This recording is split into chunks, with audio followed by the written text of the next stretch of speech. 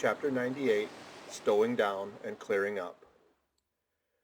Already has it been related how the great Leviathan is afar off descried from the masthead, how he is chased over the watery moors and slaughtered in the valleys of the deep, how he is then towed alongside and beheaded, and how, on the principle which entitled the headsman of old to the garments in which the beheaded was killed, his great padded surtout becomes the property of his executioner. How in due time he is condemned to the pots, and like Shadrach, Meshach, and Abednego, his spermaceti, oil, and bone pass unscathed through the fire.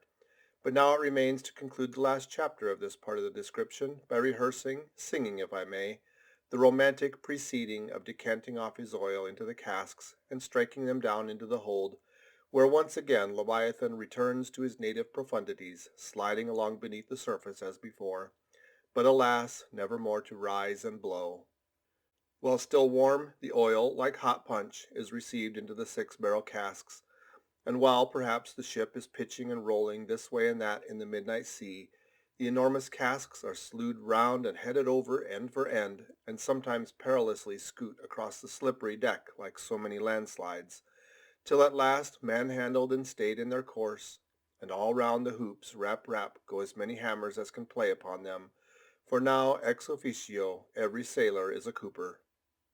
At length, when the last pint is casked and all is cool, then the great hatchways are unsealed, the bowels of the ship are thrown open, and down go the casks to their final rest in the sea. This done, the hatches are replaced and hermetically closed, like a closet walled up.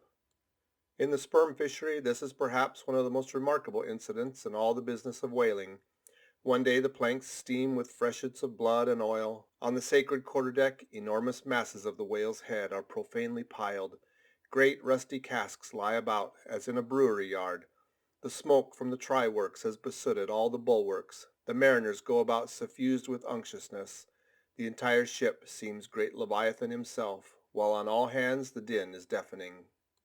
But a day or two after you look about you and prick your ears in this selfsame ship, and were it not for the telltale boats and try-works, you would all but swear you trod some silent merchant vessel with a most scrumptiously neat commander. The unmanufactured sperm oil possesses a singular cleansing virtue.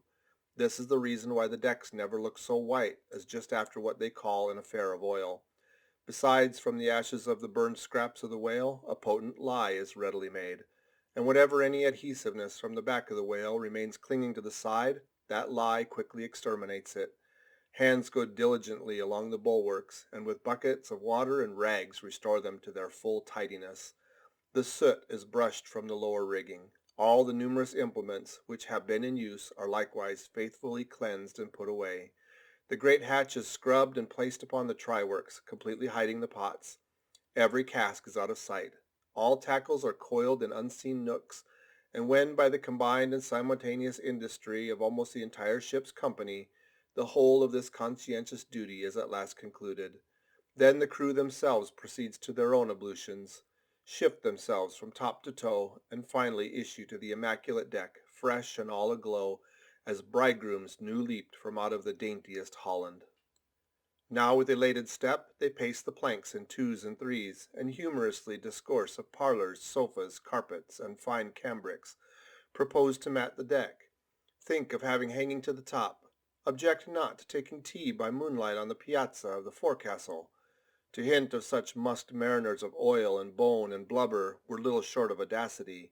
They know not the thing you distantly allude to. Away, and bring us napkins. But mark, aloft there at the 3 mastheads stand 3 men intent on spying out more whales, which if caught infallibly will again soil the old oaken furniture, and drop at least one small grease spot somewhere.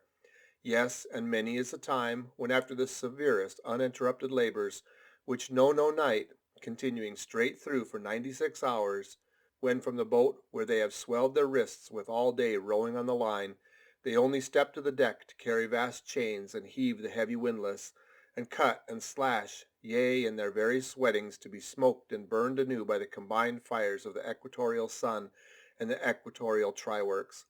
When on the heels of all this they have finally bestirred themselves to cleanse the ship and make a spotless dairy-room of it, many is the time the poor fellows, just buttoning the necks of their clean frocks, are startled by the cry of "There she blows!" and away they fly to fight another whale, and go through the whole weary thing again. Oh, my friends, but this is man-killing. Yet this is life, for hardly have we mortals by long toilings extracted from the world's vast bulk its small but valuable sperm, and then with weary patience cleansed ourselves from its defilements, and learned to live here in clean tabernacles of the soul. Hardly is this done, when there she blows, the ghost is spouted up, and away we sail to fight some other world, and go through young life's old routine again. Oh, the metempsychosis! Oh, Pythagoras, that in bright Greece 2,000 years ago did die, so good, so wise, so mild. I sailed with thee along the Peruvian coast last voyage, and foolish as I am, taught thee, a green simple boy, how to splice a rope. End of chapter 98.